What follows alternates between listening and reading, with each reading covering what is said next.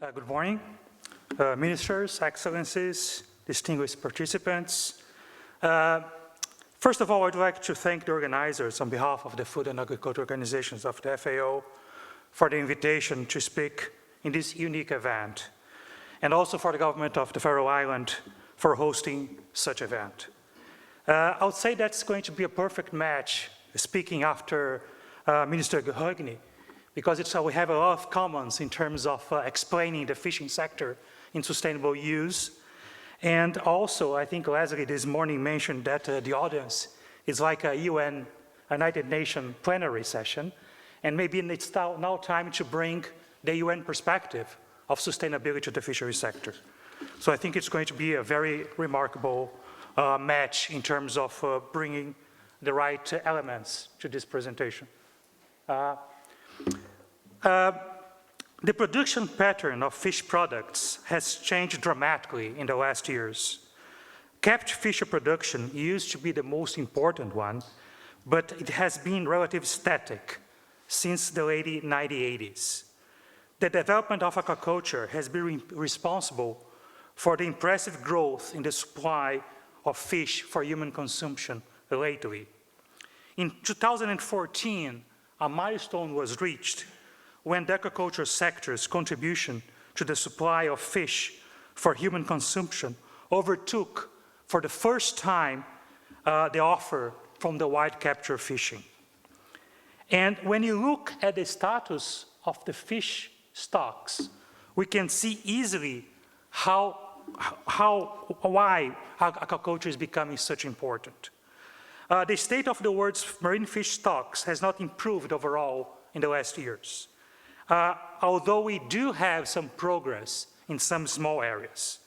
38.4% of fish stocks are estimated as fish at a biological unsustainable level, and therefore they are considered overfished. Although this graph does not allow us to be so optimistic, it's important to highlight that there are tremendous variations of the status of the resource among the nations and among fish areas. So although many of the stocks are overfished, we do have some specific areas that are particularly with a good situation on stocks. This stock is particularly interesting, the next slide, when you talk about fisheries and international trade. Usually, of course, for Faroe Island, fisheries is also a very important economic pattern and importance in the GDP, but usually for the word fisheries is also very important. Sometimes it's very astonishing to look that the amount of value trade of fishery products is equivalent to the sum of beef, pork, and poultry worldwide. This is amount in US dollars. And this is not a specific year, this is a general trend, and this is a remarkable figure.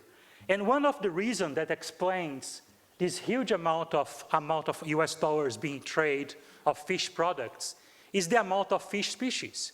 Because every single country has a demand for specific fish species that's impossible for that country to cope with that demand. So for every big fish nation, there are some specific species that are not produced locally and has to be imported. And although that, also if we look particularly in the Arctic region, we have many comparative advantage for the countries in this region access international markets with fish and fishery products. And those comparative advantage are naturally created by conditions of the marine resource, technological advancements, focus on pragmatic results, and coordinated shared actions. These graphs here this map here shows the trend of trade in fish in the world. So it's also important to notice that fish is a highly competitive product. 65% of fish products face competition from imports in the world. So fish is the animal product that is subject to the highest degree of competition from international trade. This graph was produced by the Dutch bank Rabobank, and it clearly shows that the distribution of fish species around the world creates a natural incentive for trade. Now going back to sell my fish in FAO. In FAO, we have a set of instruments that were agreed by countries in FAO in the domain of fisheries. And all those instruments, they have a holistic approach taking into consideration the particular nuances of sectors. And those instruments, they cover a wide area of themes, ranging from small-scale and artisanal operations to big industrial fleets, to resource in national territories, to shared stocks in the high seas, from the responsibility of states toward flagged vessels and utilization of their ports for unloading and transshipment. And fish is an interconnected activity per se, in economic terms, but also take into consideration the responsibilities of countries towards a single shared product. The Arctic countries, by the way, know this aspect of shared responsibility pretty well. One of those instruments that were in the previous slide, and I would like to raise some food for thought for that, is the FAO Code of Conduct for Responsible Fisheries. This code in FAO can be considered as a fundamental set of values addressing sound, sustainable, precautionary, and inclusive actions in the domain of fisheries. So it's a kind of a compendium with very strong messages in terms of what are the basic principles that connect fish production, fish trade, and especially fish sustainability, but also take into consideration the needs for small artisanal fisheries, for indigenous communities, and for gender inclusion, etc. So I would say that the FAO Code of Conduct can be considered a basic pillar in terms of sustainability. And after the FAO Code of Conduct, in 2003 and 2013, following the Rio +20, we have launched the Blue Growth Initiative.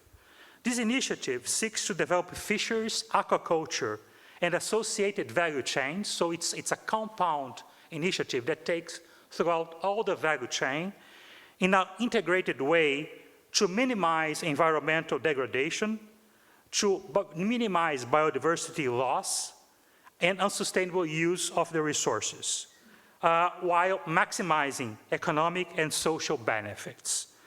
The FAO Blue Growth Initiative addressed the goal of long-term sustainability based upon the balance of the three pillars of sustainability: economic, environmental, and social. So it's an initiative that's completely based upon the FAO Code of Conduct for Responsible Fisheries. The approach took by FAO towards the blue growth brings some traditional sectors of the blue economy, such as capture fisheries, aquaculture, tourism, renewable energy, deep sea mining, and maritime shipping and transport into a single framework. And this is exactly the themes that are going to be discussed in those 2 days. The FAO Blue Growth Initiative aims to foster synergies and address conflicts between capture fishing or aquaculture and related blue sectors.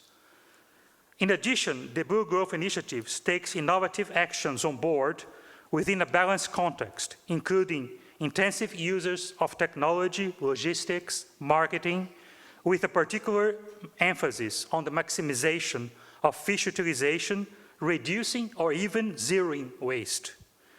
Many topics being debated in those 2 days here at the Arctic Forum, such as sustainability, gender equality, cooperation and shared responsibilities, enhancing business opportunities, food security, dynamic economics, are important elements of the FAO instruments, and particularly of the FAO Blue Growth Initiative. Particularly, I would like to recall, in the context of the Arctic region, that the FAO Blue Growth Initiatives deals also with demands of young generations for innovative services, opportunities, education towards their fisheries communities. Answering those particular questions leads to a reduction in internal generation migration flows towards big centers. In addition, still in the context of the Blue Growth Initiative, traditional indigenous communities can take advantage of fisheries economic growth and integration with other blue sectors. Nevertheless, we can even go further between the framework of the Blue Growth Initiative. As Minister Regner just mentioned, now we do have something bigger that's more comprehensive. That's the SDGs. And tomorrow, I think you're going to have a specific session that are going to talk about the SDGs. And of course, for us and for the Arctic region, SDG 14 has a particular relevance. The fisheries sector has always been identified as a challenging one. It's a challenging one for fishermen, regardless of small scale or big industrial companies. It's a challenging for the environment. It's a challenge to avoid illegal operations. And I'll say that for all those challenges, we can consider that the Sustainable Development Goals, in a holistic view, offer us essential tools in order to provide sustainability, inclusion, and more equitable trade. However, in order to have such positive outcomes, it's necessary that all stakeholders, governments, the private sector, academia, cooperative engage themselves in the debate in making SDG targets reachable in a reduced time. All countries and participants of the fisheries sectors can be seen as a strong ring in a big chain. The strength of the chain is the result of how each ring built its advantage in addressing our shared challenges correctly. We all know that the collaboration between the public sector, business, and academia has been fundamental to the development of the blue economy, particularly in the Arctic region, with a considerable added value creation. The framework of the Sustainable Development Goals, the FAO Blue Growth Initiative, and the collaboration between all stakeholders is a clear and pragmatic answer to a criticism that the blue economy remains only a nascent aspiration, with more economy elements than blue elements. To finalize, I just would like to reiterate that FAO is completely available to work together with countries and other organizations in order to provide necessary technical information in the area of fisheries and aquaculture, aiming to overcome the existing challenges of the sector, to reach a mutual beneficial shared goal, and to maximize long-term benefit to all constituencies. Thank you.